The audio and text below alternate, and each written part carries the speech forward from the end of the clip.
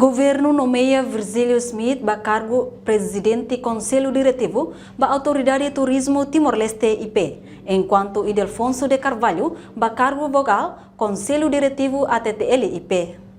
Lihusi reunião Conselho Ministro e a Palácio Governo dele, terça-feira Lourenço no Lurecensia, fulan setembro, tina rihurora no Lurecentolo. Governo aprova projeto de resolução governo, nebe apresenta Husi vice-primeiro-ministro, ministro coordenador assunto econômico, no ministro turismo no ambiente, Francisco Calvo Adilai, hori nomeia Virgílio Smith para cargo presidente conselho diretivo, da Autoridade de Turismo Timor-Leste IP, no Ildefonso de Carvalho, para cargo vogal conselho diretivo, ATTL IP.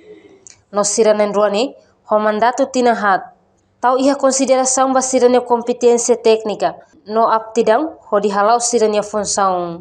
Reportagem Marquita da Silva, Televisão Timor Post. Janela informação ba Emahoto. Atu atena informação atual diagliu, que tá halua.